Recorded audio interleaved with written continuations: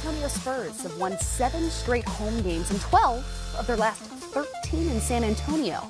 Tonight, they welcome home their former point guard and future Hall of Famer Tony Parker for the first time as a member of the Charlotte Hornets. Tip-off is just after 8:30 Eastern right here on NBA TV. Hey everybody, welcome back into our NBA TV studios. It's game time. I'm Kristen Ledlow alongside the Czar, Mike Fratello, our Hall of Famer, Kevin McHale.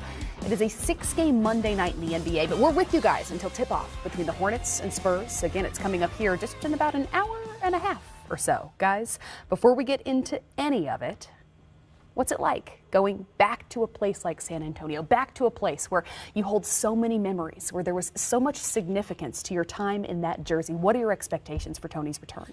I think he left very amicably. I don't think it was a problem. I think Kawhi left under different circumstances.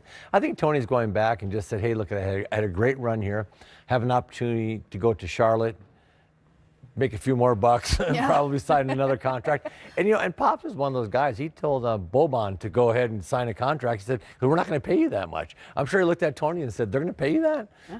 Good luck, baby. Good. And so I think he's coming back under circumstances that are really nice. So what that does to you, it's like every time I would go back and look just to the Boston Garden, it just felt like home. You just walked in, you're so comfortable there. You've won championships there. You've been together, part of something really just beautiful and fun. And it's really a nice feeling. Really, I mean, even to this day, I go back and it's not the old garden that I played in and stuff, but Boston's always just a special place for me to go. I imagine for Tony, he walks in and is flooded with emotion of just like, look what I was able to accomplish here, especially where he came from. You got to remember, he was drafted late in the first round, and he was everybody went, ooh, they took Tony Parker with 29 or whatever he was. The kid from France, the point guard. They're like, oh. He doesn't shoot it very well. He doesn't do all this stuff. And he turned himself into a Hall of Fame type player. So he just feels great going in there tonight. I can confirm, by the way, I have been to the TD Garden with Kevin, and about every 6 seconds as we're trying to make our way to the dressing room, somebody stops him that was there and loved you during your time with the Celtics, which is a really special thing. Yeah, it's fun. Coach, as Tony makes his return, what are your expectations? Look, there are nothing but good feelings on both sides of this. In the offseason, before the injuries set into the guards with San Antonio, Pop had to make decisions with his front office. Is it time to move on? And they had a plethora of young guards that needed to get their opportunity, their chance. He understood that Tony had a chance to go to another program, as Kevin said, sign a contract there, that Pop couldn't invest a couple more years in Tony when he had these young guys waiting. It was time to turn the page and move on. But the love that has gone on between the two of them. I can remember being in Europe when Pop went over to see the guy that they were going to take in the draft. And Tony was on the bench. He did not start for the French national team. And when the game started, the team got down about 16 points right away. The coach put Tony in, and they cut it back to 4. Coach took Tony out, and they went back down 16 or 18 again. He put him back in. They cut it back to 4 or 5. And I'm sitting next to Pop, and Pop says, am I not getting this? When he's on the floor, they do pretty well. I can remember that. Well, Tony Parker spent 17 years in San Antonio, helping the Spurs win 4 titles, earning Finals MVP honors in 2007, as well as 6 trips to the All-Star game. So Tony makes his first return to San Antonio tonight. He had this to say earlier today. Already it's a little different. You'll get ready for a game, but how did it feel just stepping out wearing teal and purple as opposed to silver and black today? Very emotional, obviously. Very nostalgic since I arrived in San Antonio. Didn't see my home for 4 months, so it just feels good to be home and see seeing everybody, family faces, and just all the love from the city of San Antonio. So I'm excited and I can't wait for tonight. 17 years here, you win 4 championships, a Finals MVP. Did you ever think you'd wear another uniform at any point in your career? No, never. Thought I will finish in San Antonio. Did they have to show you where the visitors' locker room was? No, I knew where it was. I knew where it was because when I play against French guys, I always come say hi. But definitely didn't go over there a lot. That's for sure. So that's different. Tony, what are you expecting tonight? These fans, they love you. Just to get to it. What are you expecting? Just gonna have fun. Have fun and reflect on all the great years we had here and talking with Timmy yesterday, he came to my house. It was just, you start talking like an old guy, you know what I mean? Like, time goes fast, man. That's all I can say. Time goes really fast. And we just had great years. And, changing team, you appreciate even more, what we had here in San Antonio. It was very special, with Timmy and Manu and Coach Pop and all the great teammates that I play over the years. And all the stuff we were able to accomplish here. It was amazing. And so when you change team, I don't know, it makes you realize even more. And it's just hard to put it in perspective, but now I can do it like a little bit. It's a different type of challenge with this Hornets team. 17 years, you guys never really worried about making the playoffs, and here you are in a playoff push in the Eastern Conference. So how much does that energize you in a weird way, where you're not maybe competing for an NBA championship, but you want to push this team over the top and get back to the playoffs and do it as a veteran in this league? It's just a different challenge, and that's what I was looking for. And we're just trying to, fight with the young team. We got a lot of young guys in this team, and they try to, find their way in this league. And as a veteran, try to help them as much as I can. Is it any more easy, I guess, or more fun knowing that you got JB alongside as you try to bring some of these lessons learned, like you're talking about, from San Antonio to this team? It definitely helps on a day-to-day basis because he knows where I'm coming from, and so it definitely helps to have somebody who went through the same stuff and just try to, as I'm trying to do, try to help them and try to lead them and try to make the playoffs for the city of Charlotte. Tony, I saw you mentioned ESPN that it basically came down to the Spurs wanted you to be a third-string point guard, and you thought you had more to give than that. Is that kind of what the whole reasoning was? I'm not going to go back to that. I just want to enjoy today, and I'm very happy to be here. Cody, what about Pop? I mean, he says you're like a son to him. Is he like a dad to you, a second dad? Or? Yeah, definitely. He's definitely like a second dad. I have a very, very special relationship, with Coach Pop. It goes beyond, basketball. Especially when you're a point guard, you're already going to have like a special relationship with your coach. But when you come at 19 years old and what we went through together as we grow and try to, establish ourselves in this league and try to win, because it's very hard to win in this league consistently. And so it was just very special. And I will always be grateful that everything that he helped me, in this league. And I'm just very happy to see him today and spend some time. And just like I did with Timmy yesterday, just being nostalgic. We're not going to drink red wine because I have a game, to play. But it's definitely going to be nice to see him before the game. Have you kept up with Manu? Yeah, same thing with Manu, of course. Of course, Manu is chilling right now. He just retired, so he's in Argentina right now. But he already texted me many times. He's been following, my games. I remember he texted me after the Brooklyn game, because I just saw Sean Marks, and so we were talking after that game. And so I'm excited to come back to Manu's retirement jersey, because they asked me to talk, for his to start the party, just like I did for Timmy. So it's a great honor to talk at Manu's retirement jersey, and I'm looking forward to it. As a former NBA Coach of the Year, you could obviously describe the kind of relationships that you have with your players along the way, but what Tony and Coach Pop have is certainly something special. Without question, coming in as young as he was into the league, let's go back. Who was there before Tony Parker? You talk about Avery Johnson, Terry Porter, and now here comes Tony Parker, and as a rookie, he started 72 games for San Antonio. And this was a guy who Pop made him come into his office every game night before the game and sit and talk about, let's talk about offense. What are we looking for? Let's talk about defensively. What are we doing? He took them step by step and walked them through this in preparing this young man to be a world champion and an all-star, and I'll be a Hall of Famer down the road. Yeah. Yeah, and he grew so much too as a player there. I mean, when I first started seeing him, he was a little bit wild. Took some shots. His shot selection was a little bit. And within a year or two, boy, he had really just condensed his game down to what he did well. And by the way, he was a great finisher. One of the best finishers for a small guy in the paint that I've seen in a long time. Clever, using the basket, going to either side.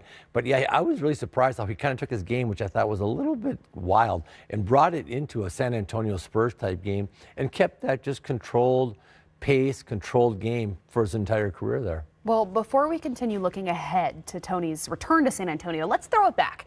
We're going retro with Tony Parker in honor of his, like you said, probably Hall of Fame career.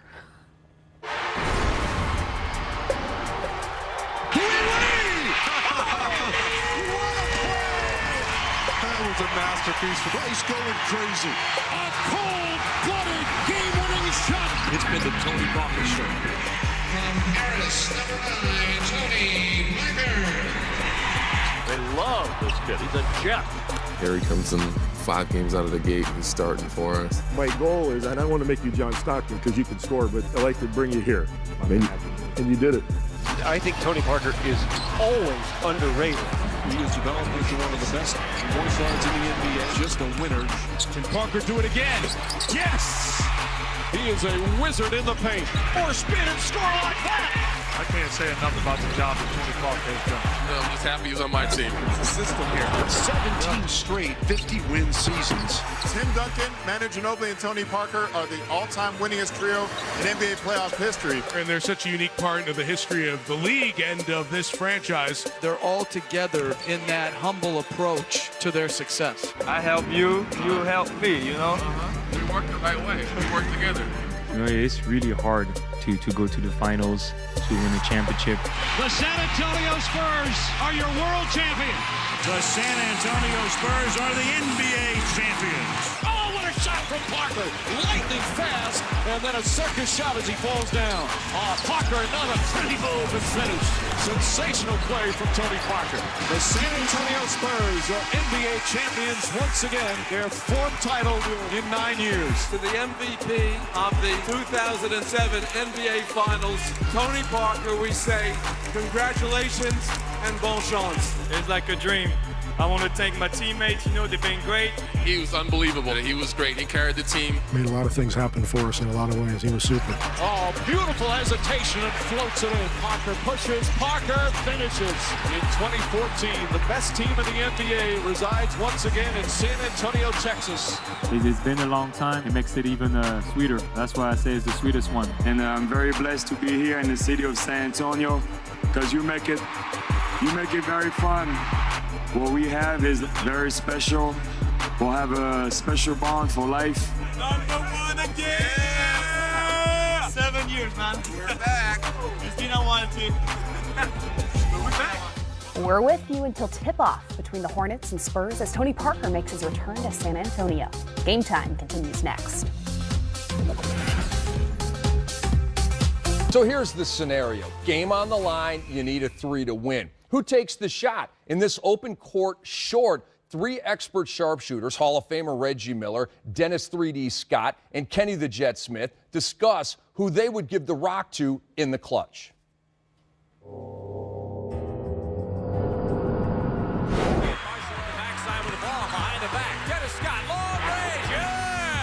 Kenny Smith again. What a stroke for Kenny Smith. Throws it across. Miller for 3. Oh, he backed it in. He backed it in. Hey everybody, Matt here with 3 of the most accomplished shooters in NBA history. 3D, Dennis Scott, Kenny Smith, the Hall of Famer Reggie Miller, and so of course... This is a shooting show. No, of course. I was trying to figure out... I want to talk about shooting. One active player to take a game-winning shot, if you could choose, who is that guy? Steph Curry, or Kevin Durant, or LeBron James. Curry saves it 3. Steph Curry goes to the corner to shoot a 3 and hits to tie it up. Shot clock is on. James pull up for a 3. Rainbow! Any more? To take a 3 to win a game. I take all 3 of those. Even LeBron James, in terms of his ability to get it off, he'll get it off comfortably because of his size, strength, and ball handling ability. So he would get it off comfortably. He doesn't shoot with the same accuracy as those other 2 guys, but he gets a better comfort level at times than those 2 guys. For me, active, if we're just trying to get a shot clock's going down, it's Kyrie Irving.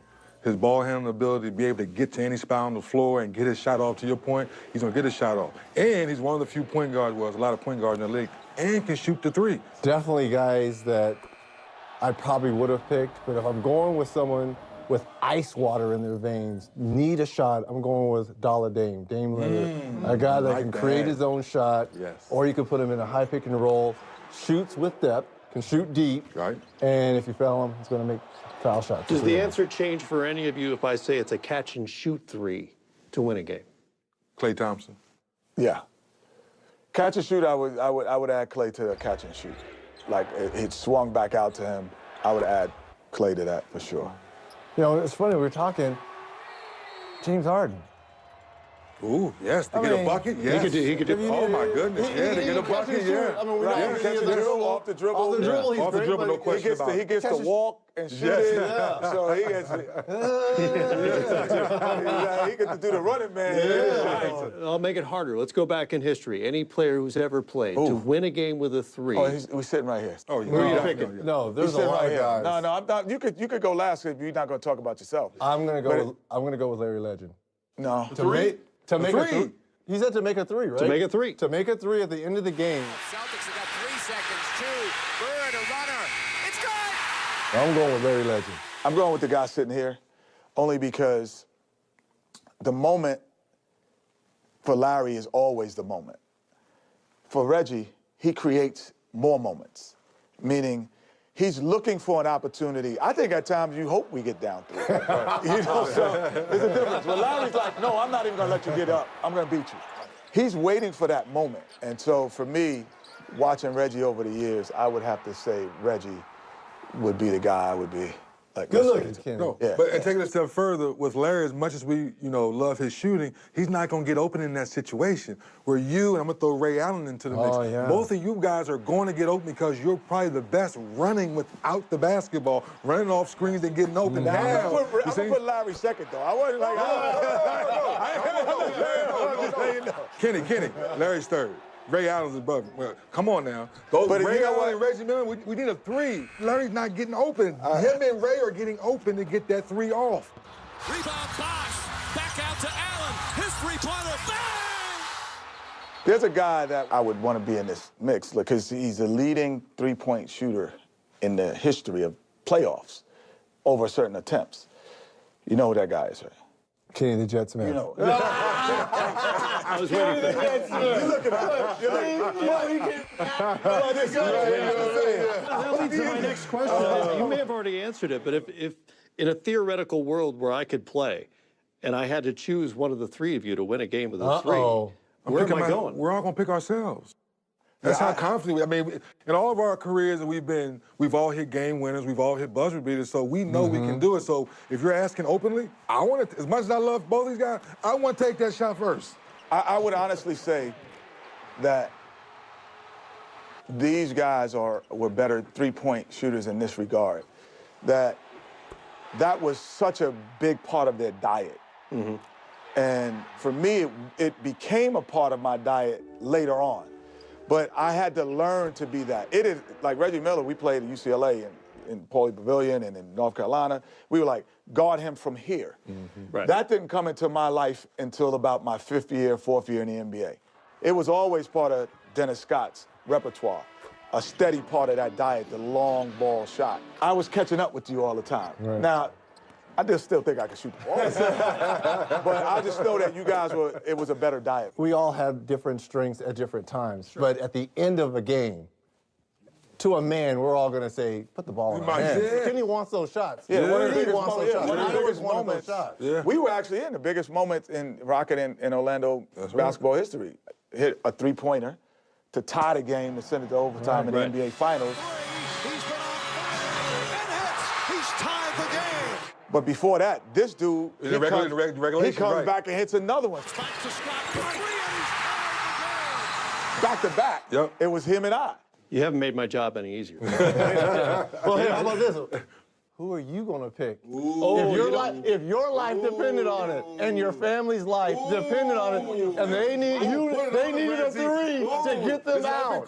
Come on, man. I will answer the question. I've got bad news for you and my family. I turned it over before I ever got it. I will tell you this. If you I'm sitting here and not there. If you gave it to any of us, your family lives.